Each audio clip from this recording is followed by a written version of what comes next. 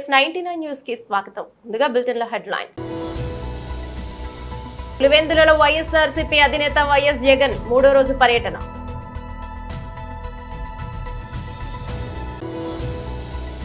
సచివాలయంలోని తన ఛాంబర్లో విద్యార్థి ఉపాధ్యాయ సంఘాల నాయకులను కలిసి సమస్యలు తెలుసుకున్న మంత్రి నారా లోకేష్. ఆంధ్రప్రదేశ్ రాష్ట్ర ఉప ముఖ్యమంత్రి శ్రీ పవన్ కళ్యాణ్ గారితో తెలుగు సినీ నిర్మాతల భేటీ. కాంగ్రెస్ హామీల అమలు కన్నా ఇసుక మట్టి దోపిడీ ఎక్కువ, మాజీ ఎమ్మెల్యే పుట్టా మధు. పులివెందులలో వైఎస్ఆర్సీపీ అధినేత వైఎస్ జగన్ మూడో రోజు పర్యటన.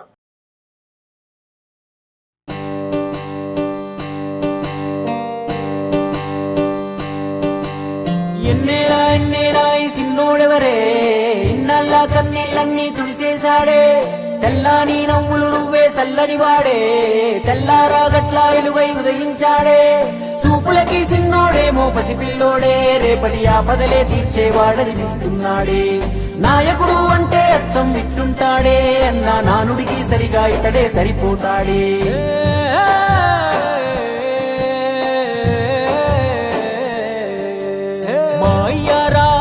బిడ్డ అన్న చూస్తాడు మా మంచి చెడ్డ, గర్వించే మా తెలుగు గడ్డ, ఈ జగనన్నకే సొంత అడ్డ. గుండెల్లో గాయాలెన్నో ఉన్నా ముండి గటమల్లే ముందుకెళ్ళినాడు, గుడిసెల్లో దీపం అయ్యినాడు అన్న పేదోడి పల్లెంలో నా కూడు. నీ పేరు వింటే పేద తల్లే మురిసిపోయనయ్యా, నువ్వు చేరదీస్తే రాయి కూడా కరిగిపోతదయా. తరతరములు యువతరముకు నిధి నిండు స్ఫూర్తి కదా. ఓ జయ హో జగనన్న, నీ కథాగానం పాడుతున్నా. జరిగినది మన కళ్ళ ముందే, ఇది కవుల కల్పన కాదురన్నా. మాయ రాజన్న బిడ్డ అన్న చూస్తాడు నా మంచి చెడ్డ, గర్వించే మా తెలుగు గడ్డ, ఈ జగనన్నకే సొంత అడ్డ.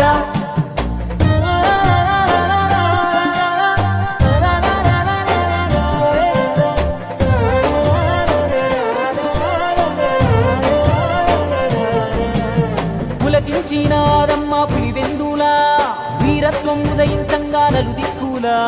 రాజన్న విజయమ్మ తులుసులుగా, జగనన్న జన్మించాడు యువరాజుగా. చదివాడులే పెద్ద బల్లో, అయినా వేదన గుండెల్లో. రాజన్న బాటన అడుగులేశాడు రాజకీయంలో. మట్టి గాథలు రైతు బాధలు అన్ని చూసే రాజన్నతో, ముఖ్యమంత్రిగా తండ్రి చేసిన ప్రగతి ప్రేరణతో.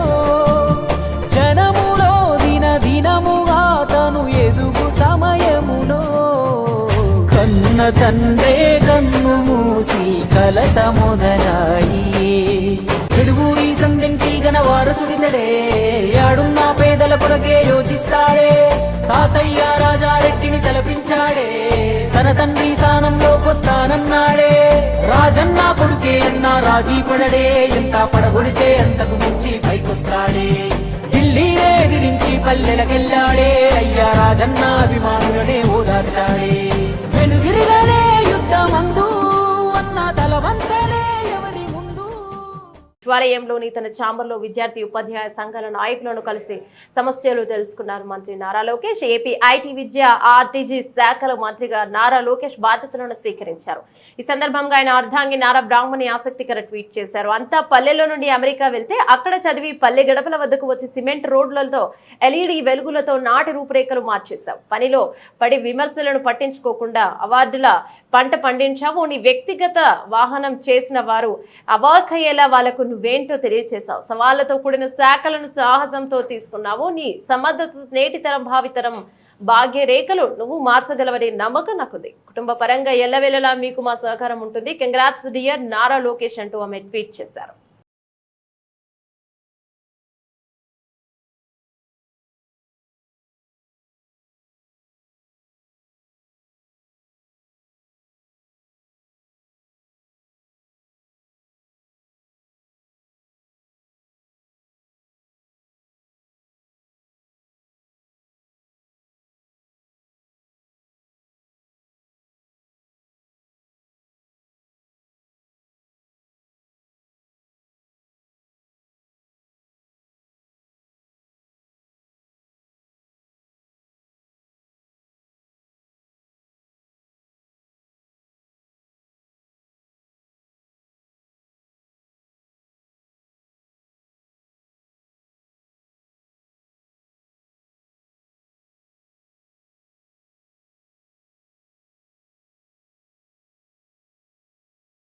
టాలీవుడ్ నిర్మాతల బృందం నేడు AP deputy CM Pawan Kalyan కలిసింది. Allu Aravind, Dil Raj, AM Ratnam, Ashwini Dutt, Yalamanchili Ravishankar, Naveen Yerneni, S Radhakrishnan, Chinnababu, Bhogapalli Prasad, DVV Danayya, Suresh Babu, Supriya, Bunny, Vasu, NV Prasad, Nagavamsi, TG Vishwaprasad విజయవాడలోని deputy CM Pawan Kalyan camp కార్యాలయానికి వచ్చారు. అప్పటి కేబినెట్ సమావేశం ముగించుకొని వచ్చిన పవన్ కళ్యాణ్ సినీ నిర్మాతలతో భేటీ అయ్యారు.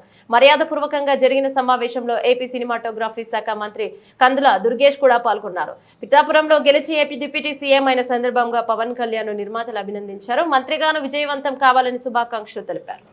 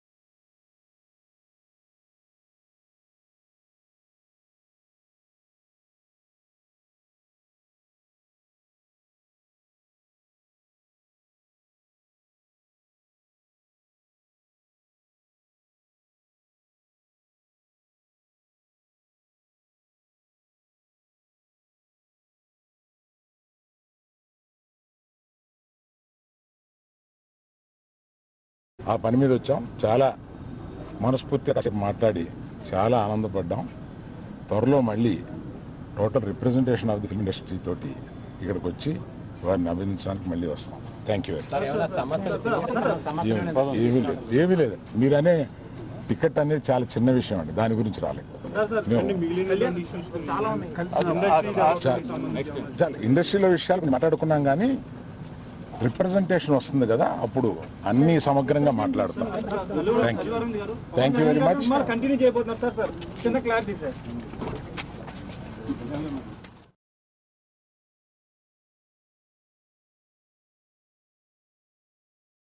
మంత్రి శ్రీధర్ బాబుపై మాజీ ఎమ్మెల్యే బీఆర్ఎస్ నేత పుట్టా మధు తీవ్ర స్థాయిలో మండిపడ్డారు. అసెంబ్లీ ఎన్నికల సమయంలో ఓటుకు 2,000 ఇచ్చి శ్రీధర్ బాబు గెలిచారని ఆరోపించారు. ఎన్నికల సమయంలో ఇసుక మాఫియా గురించి ఎన్నో నీతులు వల్లించి ఇప్పుడు ఆయనే దందాకు తెరలేపారన్నారు. మంత్రి అభివృద్ధిని పక్కన పెట్టి సంపాదనపై పడ్డారని విమర్శించారు. ఇసుక తరలింపుపై గ్రెయిన్ ట్రిబ్యునల్ ఆంక్షలు పెట్టినప్పటికీ మంత్రిలో మాత్రం అమలు కావడం లేదన్నారు. మంత్రిలో సహజ వనరుల ధ్వంసాన్ని అరికట్టాలని డిమాండ్ చేశారు. కాంగ్రెస్ పార్టీ అంటేనే మోసం దగా అన్నారు. ఈ 6 నెలల పాలన మరోసారి దానిని రుజువు చేసిందన్నారు. ప్రజలకిచ్చిన హామీల అమలుపై కాంగ్రెస్ ప్రభుత్వానికి శ్రద్ధ లేదని ఆగ్రహాన్ని వ్యక్తం చేశారు. కాంగ్రెస్ ఎమ్మెల్యేలు సహజ వనరులను దోచుకుంటున్నారని ఆరోపించారు. యథేచ్ఛగా ఇసుక తరలిపోతుంటే చోద్యం చూస్తున్నారని ధ్వజమెత్తారు. మైనింగ్ ప్రమాణాలు పాటించకుండా ఒక లారీకి పర్మిషన్ ఉంటే 100 లారీలలో మట్టి ఇసుక అక్రమంగా తరలిస్తున్నారన్నారు. ప్రభుత్వానికి రావాల్సిన డబ్బు శ్రీధర్ బాబు ఆయన కుటుంబం జేబుల్లోకి వెళ్తోందన్నారు. అందరికీ నమస్కారం.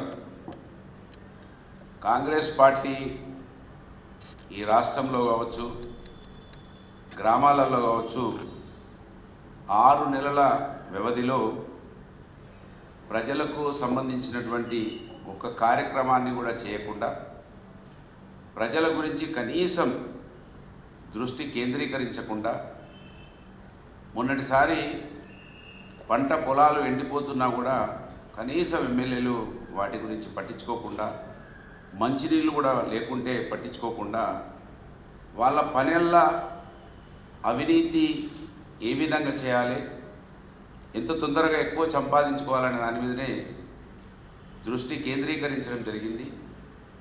దానికోసం మంథని నియోజకవర్గంలో మరి అనేక అవినీతి అక్రమాలు, అటు పెద్దపల్లి, భూపాల్పల్లి జిల్లాలలో ఇసుక మాఫియా, మట్టి మాఫియా, అది ఎమ్మెల్యే కనసల్లలో జరుగుతూ ఉన్న విషయాన్ని ఈ సమాజం దృష్టికి, ఇవాళ కాంగ్రెస్ పార్టీ అంటేనే మోసం చేసి ప్రజలను మభ్యపెట్టి ముందుకెళ్తుందని ఒకప్పుడు అనంగా వినేవాళ్ళం. ఇవాళ చూస్తున్నాము. కాంగ్రెస్ పార్టీ అంటేనే మోసము, కాంగ్రెస్ పార్టీ అంటేనే దగా అనేదానికి ఇవాళ నిలువుటెత్తు సాక్ష్యంగా మనం చూస్తున్నాం.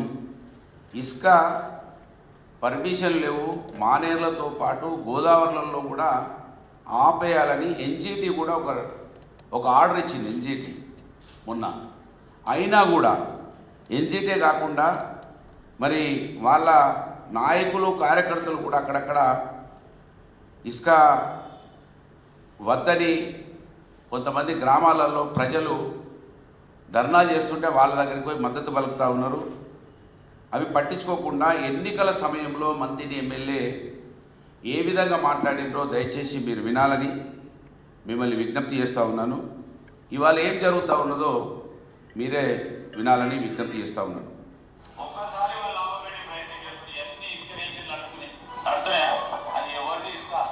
మీ తాత ముత్తాతలు మీది అది దాన్ని దోచుకోబోతున్నా లేదా తిరిగి ఆ సొమ్ము మళ్ళీ తీసుకొచ్చే ప్రయత్నం చేస్తారు 30వ తారీఖు నాడు.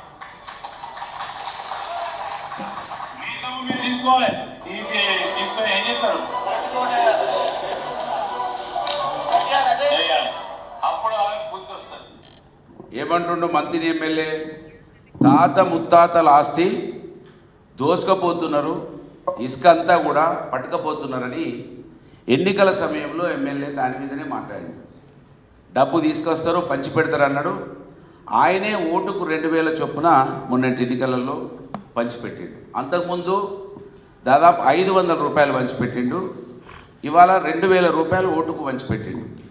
ఇవాళ మళ్ళీ వాళ్ళే టెండర్లు పిలిచింది. ఇవాళ గవర్నమెంట్ కొత్తగా టెండర్లు పిలిచింది. మళ్ళీ ఎన్జిటి వద్దని చెప్పినా కూడా కొత్తగా టెండర్లు పిలిచిండ్రు. ఈ లారీలన్నీ కూడా మావే అన్నారు. ఈ టెండర్లు పిలిచి గవర్నమెంట్ కూడా వీళ్ళు డబ్బు జమ చేస్తలేరు. లారీలు మొత్తం ప్రతిరోజు దోపిడే. ఒక లారీ గవర్నమెంట్ పర్మిట్ తోటి పోతే 100 లారీలు దొంగతనంగా పోతున్నాయి. 100 లారీలు దొంగతనంగా పోతున్నాయి. ఇట్లా ఇసుక దోపిడీ అని ప్రతిరోజు పేపర్లో రాని రోజు అంటూ లేదు. అది కూడా ఎవరో బీఆర్ఎస్ పార్టీ వాళ్ళు లేదా సామాన్యులు ఎవరైనా ఫోన్ చేస్తే ఎవ్వరు కూడా పోలీసు వాళ్ళు రారు. మళ్ళీ కాంగ్రెస్ వాడే దాంట్లో ఒకడు గ్రూప్ అయ్యి వానికి ఏదైనా కమిషన్ రాకపోతే ఆ కాంగ్రెస్ వాడు ఫోన్ చేస్తేనే వస్తారు పోలీసు వాళ్ళు, రెవెన్యూ వాళ్ళు, మైనింగ్ వాళ్ళు. మిగతా ఎవ్వరు ఫోన్ చేసినా కూడా రారు. ఈ విధంగా ఈ విధంగా ఇసుక మొత్తం అక్రమంగా తరలిపోతూ ఉన్నది. ఆ రోజు ఎవరికైనా చిన్నగా ముళ్ళు గుచ్చుకుంటే ఆ ముళ్ళు కూడా బీఆర్ఎస్ పార్టీకి వచ్చింది, బీఆర్ఎస్ పార్టీ వలన జరిగిందన్నారు. ఇవాళ ఈ లారీలు అక్రమ రవాణా వలన అనేక మంది చనిపోతూ ఉన్నారు. వీటి గురించి ఎవ్వరు కూడా ఇప్పటివరకు మందలించినటువంటి దాఖలాలు లేవు. అంతేకాకుండా ఇసుక ఒకటే కాదు, ఇవాళ మట్టి ఒకప్పుడు మట్టి తీస్తే ఆ మట్టి సీనరేజ్ ట్యాక్స్ గవర్నమెంట్కి పోయేది. మేము ప్రభుత్వంలో ఉన్నప్పుడు, ఇవాళ సీఎంఓలో ఉన్నారు సంగీత సత్యనారాయణ గారు, ఇలా సీఎం మా పెద్దపల్లి కలెక్టర్గా ఉన్నప్పుడు ఆమె ఒక క్యూబిక్ మీటర్కు 92 రూపాయలు వసూలు చేస్తే దాన్ని మొత్తం సగానికన్నా తక్కువ చేసి ఇవాళ 42 రూపాయలు మాత్రమే మట్టి కలెక్షన్ చేస్తూ ఉన్నారు. అంటే 50 రూపాయలు సరాసరి తక్కువ చేసి ఈ మట్టి మంత్రి ఎమ్మెల్యే తమ్ముడు దాదాపు ఇప్పటికీ బిట్టుపల్లి చెరువు తర్వాత జూలపల్లి చెరువులలో 15 కోట్ల రూపాయలు సంపాదించాడు మంత్రి ఎమ్మెల్యే తమ్ముడు. మొత్తం మంత్రి ఎమ్మెల్యే తమ్ముని కనిసలలో ఇసుక మట్టి విచ్చలవిడిగా. మీరు మంత్రిలో అసలు ఒక్క మంచి కార్యక్రమం జరుగుతలేదు, కానీ అవినీతి అక్రమ కార్యక్రమాలు, మట్టి దందా. మట్టి అయితే అసలు ఇక దానికి చెప్పడానికి ఆస్కారం లేకుండా, మట్టి ఒకవైపు, ఇసుక ఒకవైపు. ఇసుక అయితే మరి ఎలాంటి వాళ్ళు మైనింగ్ ప్రమాణాలు పాటించకుండా విచ్చలవిడిగా దోసుకుపోతూ ఉన్నారు. దీన్ని అరికట్టాలంటే ఖచ్చితంగా ఇవాళ జిల్లా అధికారులు స్పందిస్తలేరు. నేను ఇక్కడికి ప్రెస్ మీట్ పెట్టడానికి కారణం ఏంటంటే రాష్ట్ర స్థాయి అధికారులు స్పందించాల్సిన అవసరం ఉన్నది. విజిలెన్స్ వాళ్ళు అక్కడికి వెళ్ళాల్సిన అవసరం ఉన్నది. అక్కడ మరి లోకల్ అధికారులు ఎవ్వరు కూడా మంత్రి ఎమ్మెల్యేలకు భయపడి వాళ్ళు స్పందిస్తలేరు. రాష్ట్ర స్థాయి అధికారులైనా కనీసం పట్టించుకొని రాష్ట్ర ఖజానాకు డబ్బు వచ్చే విధంగా వాళ్ళు ఒక సగం తీసుకున్నా మంచిదే, కానీ 95% కాంగ్రెస్ పార్టీ ఎమ్మెల్యే కుటుంబం జేబులోకి పోతున్నది, 5% ప్రభుత్వానికి జమ అవుతున్నది. దీన్ని దయచేసి ప్రజల సొమ్ము కాంగ్రెస్ పార్టీకి సంబంధించిన ఎమ్మెల్యే కుటుంబం జేబులలోకి పోతున్నది. దీన్ని కాపాడాల్సిందిగా మీ ద్వారా ప్రభుత్వాన్ని డిమాండ్ చేస్తా ఉన్నాను. ఈ అవినీతి అక్రమాలకు అడ్డుగా నిజామాబాద్ జిల్లా సిరికొండ మండల కేంద్రంలో తూంపల్లి గడ్కోల్ సిరికొండ గ్రామాల్లో సాగులో ఉన్న పేదలకు పట్టాలు ఇవ్వాలని డిమాండ్ చేస్తూ సిరికొండలో ర్యాలీ, ఎఫ్ఆర్ఓ కార్యాలయం ముందు ధర్నా కార్యక్రమం చేపట్టారు. పేదలు మండలంలోని అనేక గ్రామాల్లో సాగు చేస్తూ జీవనం పొందుతున్నారు. గత 50 ఏళ్లుగా నిరుపేదలు ఉపాధి కరువై ఉన్న అన్నమో రామచంద్ర అనాల్సిన దుస్థితిలో భూములు సాగు చేస్తుంటే పట్టాలు ఇవ్వడంలో ప్రభుత్వం చిత్తశుద్ధి చూపించడం లేదన్నారు. ప్రభుత్వాలు ఎన్ని మారినా పట్టాలు మాత్రం ఇవ్వడం లేదన్నారు. ఎన్నికల్లో పేదల సంక్షేమంపై హామీలు ఇచ్చిన నేతలు తర్వాత పేదలను విస్మరిస్తున్నారు. మండలంలోని సిరికొండ, మైలారం, గడ్కల్, తూంపల్లి గ్రామాల్లో సాగుదారులు 50 సంవత్సరాల సాగు చేస్తుంటే అందులో లక్షలు ఖర్చు చేసిన భూములో విత్తనాలు వేయకుండా ఫారెస్ట్ అధికారులు అడ్డుపడడం సబబు కాదని ఆయన 2006 అటవీ హక్కుల చట్ట ప్రకారమైన ఈ అడవి ప్రాంతాల్లో ఉన్నటువంటి తూంపల్లి, మైలారం, సిరికొండ, గడ్కల్ గ్రామాల్లో ఉన్నటువంటి నిరుపేదలైన బీసీలు, ఎస్సీలు, వారి కుటుంబాలు ఆ గ్రామంలోని తరతరాలుగా జీవిస్తున్నటువంటి స్థితి ఉంది. దాని ప్రకారమైన 3 తరాల క్రైటీరియా తీసుకున్నా కూడా వీళ్ళు అర్హులవుతారని ఆయన అన్నారు.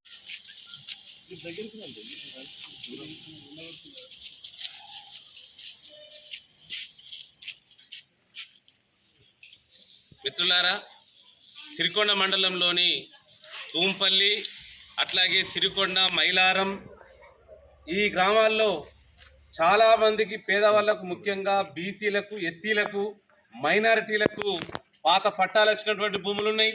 అంతేకాకుండా తూంపల్లి లాంటి గ్రామాల్లో 1980లోనే సాగు చేసినటువంటి భూములు ఉన్నాయి. అవి శాటిలైట్లో చూసినా, ఏ యంత్రాల ప్రకారం చూసినా వాళ్ళు అనేక రకాల పంటలు, పత్తిలేసినటువంటి భూములు, అట్లాగే మొక్కజొన్నలు, గాలి పంటలు వేసినటువంటి భూములు ఉన్నటువంటి భూముల్ని ఈ హక్కు పత్రాలు ఇవ్వకుండా, ఈ సంవత్సరం కూడా హక్కు పత్రాలు ఇవ్వకుండా సాగుకు అడ్డుపడుతున్నటువంటి స్థితి ఉన్నది. అంటే ఒకవైపున ప్రభుత్వమేమో 2006 అటవీ హక్కుల చట్టాన్ని అమలు చేస్తామని దరఖాస్తులు పెట్టించుకొని ఆ దరఖాస్తులను కూడా పరిష్కారం చేయకుండా వీళ్ళు ఎలిజిబిలిటీ ఉన్నటువంటి వాళ్ళు ఏ క్రైటీరియాగా చూసినా 75 సంవత్సరాలు ఆ గ్రామంలో నివసిస్తున్నటువంటి వాళ్ళైతే ఆ భూములలో వాళ్ళు సాగు చేసుకున్నట్టయితే వాళ్ళకి హక్కులు కల్పించాలా 10 ఎకరాల వరకు అని చెప్పి చట్టం చెప్పినా కూడా ఆ చట్టాన్ని అమలు చేసినటువంటి స్థితిలో ఫారెస్ట్ అధికారులు పోవటం లేదు. వెంటనే ఎంఆర్ఓ, తహసీల్దార్ గారు వాళ్ళని పిలిచి ఒక మీటింగ్ పెట్టి ఏ రకంగా చూసినా వీళ్ళు అర్హులు కాబట్టి వీళ్ళకు హక్కుపత్రాలు వచ్చే విధంగా చర్యలు తీసుకోవాలని సిపిఐఎంఎల్ ప్రజాపంద మాస్ లైన్గా ఈరోజు రిప్రజెంట్ చేయడం జరిగింది. అంతేకాకుండా గడ్కోల్ లాంటి గ్రామాల్లో కానీ, సిరికొండ లాంటి 532 కానీ, 128 మైలారం లాంటి గ్రామాల్లో 2002లోనే అక్కడ అసైన్ చేసినటువంటి భూముల్ని మా భూములని అక్రమంగా ట్రెంచ్ కొట్టుకొని ఒకవైపున మొక్కలు నాటేటటువంటి దాన్ని ప్రయత్నం చేస్తే పార్టీగా అట్లాగే రైతులుగా అడ్డుకుంటున్న స్థితి ఉన్నది. రేవంత్ రెడ్డి ప్రభుత్వం వెంటనే ఇచ్చినటువంటి హామీ, ఏదే హామీ అయితే ఇచ్చి అధికారంలోకి వచ్చిందో సాగు భూములకు, పోడు భూములకు హక్కు పత్రాలు ఇస్తాం, పేదవాళ్ళకు న్యాయం చేస్తామని చెప్పారు. వెంటనే ఆ అమలు చేసేటటువంటి కార్యక్రమం, హక్కు పత్రాలు ఇచ్చేటటువంటి కార్యక్రమం ఇవ్వాలని, డిజిటల్ పాస్బుక్లు ఇచ్చి రైతు బంధు కూడా ఇవ్వాలని సందర్భంగా పార్టీగా, సిపిఎంఎల్ పార్టీగా డిమాండ్ చేస్తున్నాం. ముఖ్యంగా దొంగ చెరువు కిందనటువంటి భూములు, 80 కన్నా ముందు సాగు చేసినటువంటి భూములకు చిన్న రైతులు, ఏడిసర రైతులు వాళ్ళని అడ్డుకుంటే ఏమి వస్తుంది? ఒకవైపున పెద్ద పెద్ద పెట్టుబడిదారులు భూములు, లక్షల ఎకరాలు, 1000 ఎకరాల భూముల్ని, అడవుల్ని ధ్వంసం చేస్తున్నారు.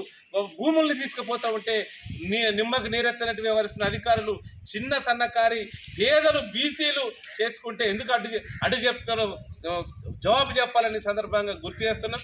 ఏదేమైనా వాళ్ళు ఈ రైతులకు శత్రువులు కాకపోయినా వాస్తవాలని అధికారులకు ప్రభుత్వ దృష్టికి తీసుకుపోయి హక్కుపత్రాలు ఇవ్వాలని ఈ సందర్భంగా ప్రభుత్వానికి, అధికారులకి మేము తెలియజేస్తా ఉన్నాం. అధికారాన్ని అడ్డం పెట్టుకుని మాజీ మంత్రి గుడివాడ అమర్నాథ్ చేపట్టిన అక్రమ నిర్మాణంపై తక్షణమే జీవీఎంసీ అధికారులు తగు చర్యలు తీసుకోవాలని జనసేన కార్పొరేటర్ పీతల మూర్తి యాదవ్ అన్నారు. సోమవారం జీవీఎంసీ స్పందన కార్యక్రమంలో గ్రేటర్ కమిషనర్ సాయికాంత్ వర్మను కలిసి అక్రమ నిర్మాణంపై చర్యలు కోరుతూ వినతి పత్రాన్ని అందించారు. అనంతరం ఆయన మీడియాతో మాట్లాడుతూ సామాన్యుడి చిన్నపాటి గృహం నిర్మిస్తే నానా హడావిడి చేసి జీవీఎంసీ అధికారులు ఎందుకు అమర్నాథ్ అక్రమ నిర్మాణాలపై చర్యలు తీసుకోవడం లేదంటూ టౌన్ ప్లానింగ్ అధికారులను ప్రశ్నించారు. తక్షణమే ఆయా అక్రమ నిర్మాణాన్ని కూల్చివేయాలని కోరారు. లేకుంటే మా పోరాటాన్ని మరింత ఉధృతం చేస్తామన్నారు.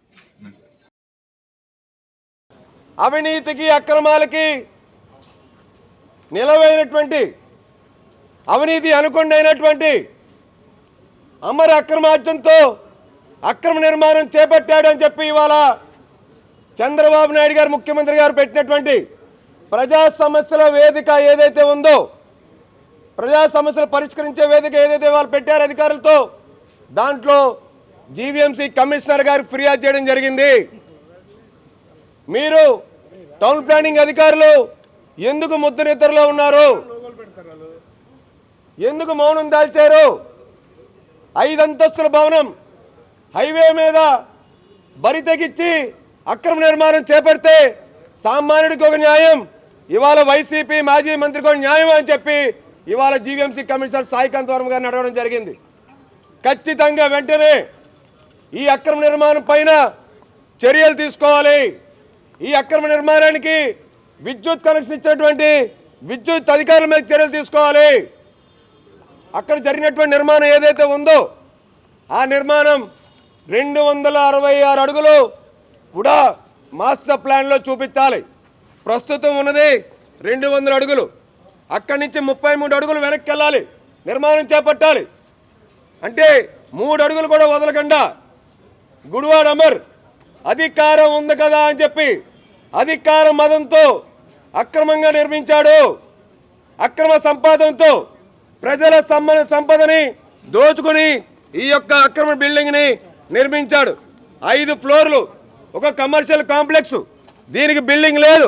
సామాన్యుడు ఇల్లు కట్టుకుంటే 50 గజాల్లోనూ 100 గజాల్లోనూ జీవీఎంసీ అధికారులు ప్లాన్ పెట్టాలా, ఆ ప్లాన్కి డబ్బులు చెల్లించాలి జీవీఎంసీకి.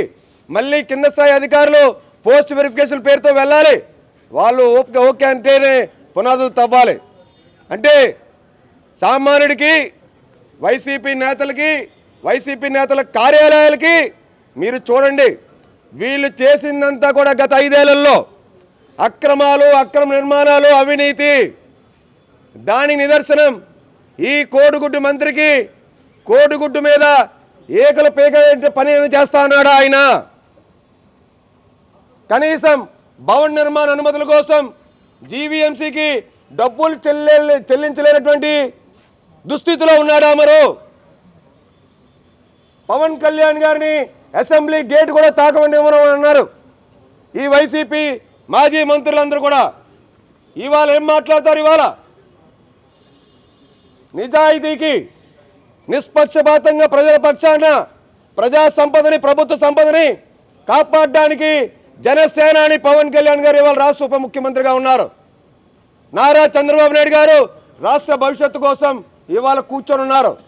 రాష్ట్ర ప్రజలు అందుకే పట్టం కట్టారు. కాబట్టి ఈ అవినీతి అక్రమాలు ఒక్కొక్కటిగా అవినీతి అనుకొండ అయినటువంటి అమర్ది పూర్తి స్థాయిలో వెలికి తీస్తాం.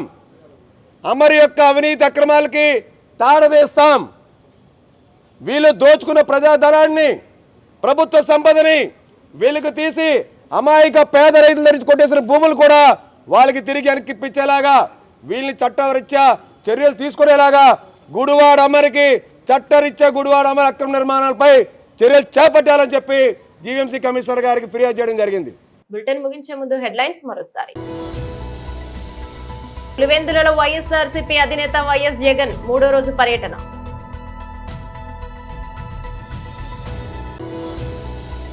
సచివాలయంలోని తన ఛాంబర్లో విద్యార్థి ఉపాధ్యాయ సంఘాల నాయకులను కలిసి సమస్యలు తెలుసుకున్న మంత్రి నారా లోకేష్. ఆంధ్రప్రదేశ్ రాష్ట్ర ఉప ముఖ్యమంత్రి శ్రీ పవన్ కళ్యాణ్ గారితో తెలుగు సినీ నిర్మాతల భేటీ.